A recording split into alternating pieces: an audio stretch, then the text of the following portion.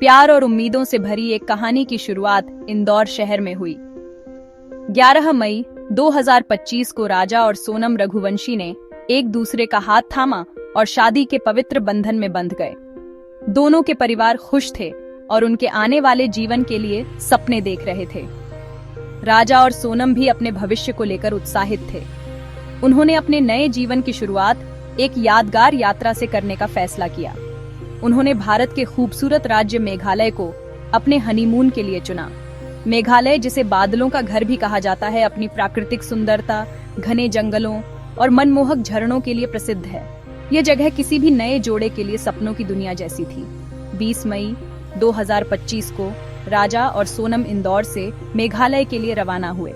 उनके दिलों में रोमांच था और आंखों में साथ जीने के सपने थे। उन्होंने अपनी यात्रा की योजना बहुत उत्साह के साथ बनाई थी। वे मेघालय की हर खूबसूरत जगह को देखना चाहते थे और अपनी जिंदगी के इन खास पलों को हमेशा के लिए यादगार बनाना चाहते थे। उनके परिवार वालों ने उन्हें खुशी खुशी विदा किया, ये सोचे बिना कि यह यात्रा उनकी जिंदगी में एक भयानक तूफान लाने वाली है। यह एक ऐसी यात्रा थी जो खुशियों के साथ शुरू हुई, लेकिन उसका अंत एक गहरे और दर्दनाक रहस्य में डूबा हुआ था। 21 मई को दंपति शिलोंग शहर पहुंचे और वहां के एक शांत होमस्टे में चेक इन किया। उन्होंने शहर की खूबसूरती का आनंद लिया और अपनी यात्रा के अगले पड़ाव की तैयारी शुरू कर दी। मेघालय की असली खूबसूरती उसके दूर दराज के गांवों और प्राकृतिक नजारों में छिपी है। राजा और सोनम प्रकृति प्रेमी थे और वे इस अनुभव को महसूस करना चाहते थे। उन्होंने एक स्कूटर किराए पर लिया ताकि वे अपनी मर्जी से घूम सकें और मेघालय की अनछुई जगहों को देख सकें। सब कुछ उनकी योजना के अनुसार चल रहा था और वे हर पल का आनंद ले रहे थे, इस बात से अनजान कि नियति ने उनके लिए कुछ और ही लिखा था।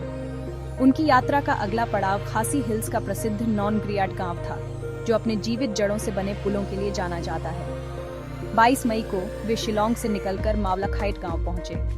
वहां से उन्होंने पैदल चलकर नॉनग्रियाड गांव में एक होमस्टे में रात बिताई। यह जगह बेहद शांत और प्रकृति के करीब थी, जैसी उन्होंने कल्पना की थी। राजा ने अपने इंस्टाग्राम अकाउंट पर वाइसाओडोंग झरने की तस्वीरें भी पोस्ट की, जो उनकी खुशी और उत्साह को दर्शा रही थीं। उनके सोशल मीडिया पोस्ट को देखकर किसी को भी यह अंदाजा नहीं हो सकता था कि यह खुशी जल्द ही एक भयानक रहस्य में बदलने वाली है। 23 मई की सुबह राजा और सोनम ने नॉनग्रियाड के होमस्टे से चेकआउट किया। उनका दिन सामान्य रूप से शुरू हुआ। वे अपनी यात्रा के अगले हिस्से के लिए आगे बढ़ गए। उसी दिन दोपहर में सोनम ने अपनी सास को फोन पर बात की। यह एक सामान्य बातचीत थी, जिसमें उसने परिवार का हालचाल पूछा और बताया कि वे दोनों ठीक हैं और अपनी यात्रा का आनंद ले रहे हैं। परिवार के लिए यह आखिरी बार था जब उन्होंने सोनम की आवाज सुनी थी। इस कॉल के कुछ ही देर बाद राजा और सोनम दोनों के मोबाइल फोन बंद हो गए। किसी को भी यह पता नहीं था कि यह सन्नाटा किसी अनहोनी का संकेत था। परिवार ने सोचा कि शायद नेटवर्क की समस्या होगी, क्योंकि मेघालय के पहाड़ी इलाकों में ऐसा होना आम बात है। जैसे जैसे समय बीतता गया, परिवार की चिंता बढ़ने लगी। 23 मई के बाद उनसे कोई संपर्क नहीं हो पाया। जब 24 घंटे से ज्यादा समय तक दोनों के फोन बंद रहे और कोई खबर नहीं आई, तो परिवार ने पुलिस से संपर्क करने का फैसला किया। 24 मई को पुलिस को सोहरारिम इलाके के पास एक स्कूटर पार्किंग में उनका किराए का स्कूटर लावारिस हालत में मिला। स्कूटर का मिलना किसी अच्छी खबर का संकेत नहीं था। यह इस बात का पहला ठोस सबूत था कि दंपति के साथ कुछ गलत हुआ है। स्कूटर वहीं खड़ा था, लेकिन राजा और सोनम का कोई पता नहीं था। इसके बाद मेघालय पुलिस ने आधिकारिक तौर पर जांच शुरू कर दी। पुलिस ने तुरंत खोज अभियान शुरू किया, लेकिन मेघालय के घने जंगल और मुश्किल रास्ते जांच को कठिन बना रहे थे। दिन बीतते जा रहे थे और राजा सोनम का कोई सुराग नहीं मिल रहा था। परिवार की बेचैनी हर पल बढ़ रही थी। वे इंदौर से शिलोंग पहुंच चुके थे और पुलिस की जांच में मदद कर रहे थे। उन्होंने हर उस जगह की जानकारी दी जहां राजा और सोनम जाने वाले थे। पुलिस ने स्थानीय लोगों से पूछताछ की, लेकिन किसी ने भी दंपति को 23 मई के बाद नहीं देखा था।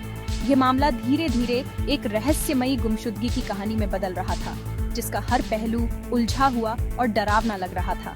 पूरा एक हफ्ता बीत गया, लेकिन कोई सफलता हाथ नहीं लगी। परिवार की उम्मीदें टूट रही थीं और डर बढ़ता जा रहा था। राजा और सोनम के दोस्त और रिश्तेदार सोशल मीडिया पर उनकी तस्वीरें साझा कर रहे थे और लोगों से मदद की अपील कर रहे थे। यह मामला अब सिर्फ एक परिवार का नहीं बल्कि पूरे देश की चिंता का विषय बन गया था। एक नवविवाहित जोड़ा जो अपनी जिंदगी की सबसे खूबसूरत यात्रा पर निकला था, वह कहाँ गायब हो गया? उनके साथ क्या हुआ? ये सवाल हर किसी के मन में थे। पुलिस पर भी दबाव बढ़ रहा था कि वे जल्द से जल्द इस रहस्य को सुलझाएं और परिवार को कोई जवाब दें। पुलिस ने अपनी खोज का दायरा बढ़ा दिया था। उन्होंने ड्रोन तकनीक का इस्तेमाल करने का फैसला किया ताकि घने जंगलों और गहरी खाइयों में आसानी से नजर रखी जा सके।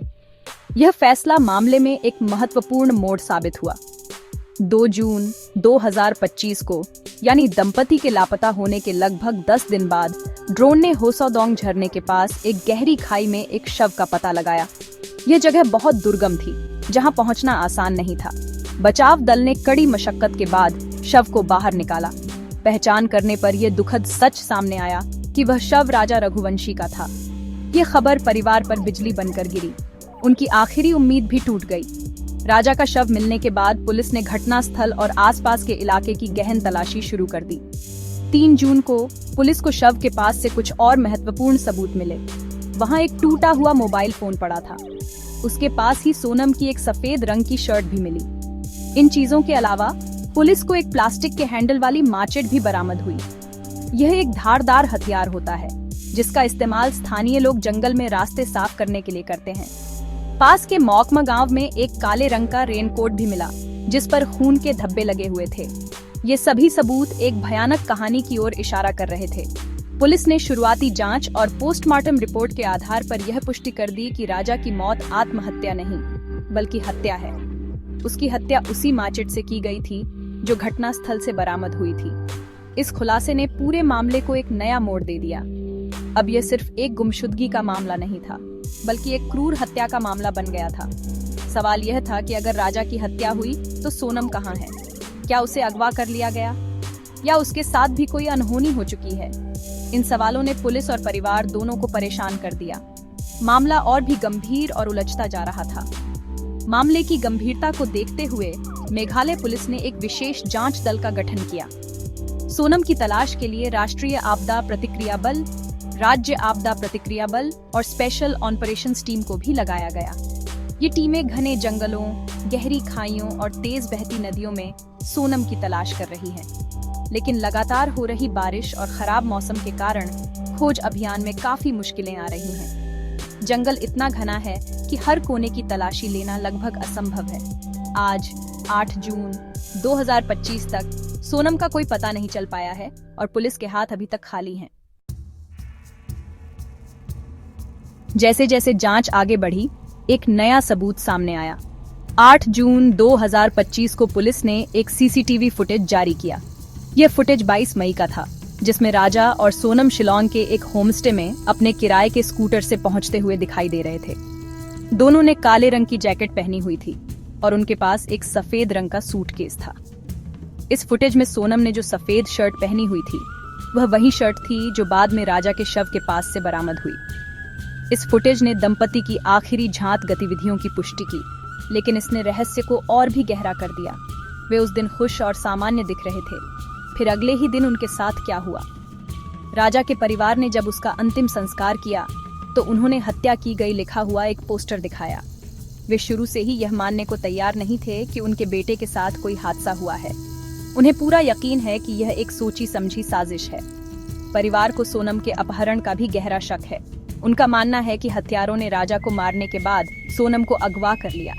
सोनम के भाई गोविंद और गौरव रघुवंशी इस समय शिलोंग में ही हैं और पुलिस की जांच में हर संभव मदद कर रहे हैं। वे अपनी बहन की सुरक्षित वापसी की उम्मीद लगाए बैठे हैं और न्याय की मांग कर रहे हैं। इस मामले ने अब राजनीतिक रूप भी ले लिया है। मध्य प्रदेश के मुख्यमंत्री मोहन यादव ने परिवार की पीड़ा को समझते हुए केंद्रीय गृह मंत्री अमित शाह को पत्र लिखा है। उन्होंने इस मामले की जांच केंद्रीय जांच ब्यूरो से कराने की सिफारिश की है ताकि सच जल्द से जल्द सामने आ सके। वहीं मेघालय के मुख्यमंत्री कॉनराड संगमा ने भी पीड़ित परिवार को आश्वासन दिया है कि उनकी सरकार हर संभव मदद करेगी और दोषियों को बख्शा नहीं जाएगा। सरकार और प्रशासन दोनों ही इस मामले को गंभीरता से ले रहे हैं, लेकिन अब तक कोई गिरफ्तारी नहीं हुई है। आज भी यह कहानी कई अनसुलझे सवालों के साथ अधूरी है। राजा का हत्यारा कौन है, हत्या का मकसद क्या था, और सबसे बड़ा सवाल, सोनम रघुवंशी कहाँ है? क्या वह जीवित है? खोज अभियान अभी भी जारी है, लेकिन समय बीतने के साथ उम्मीदें धुंधली होती जा रही हैं। यह मामला एक खूबसूरत हनीमून यात्रा के दुखद अंत की कहानी है, जो अब न्याय की एक लंबी और कठिन लड़ाई में बदल चुकी है। परिवार, पुलिस और पूरा देश बस एक ही जवाब का इंतजार कर रहा है। आखिर उस दिन मेघालय के जंगलों में हुआ क्या था?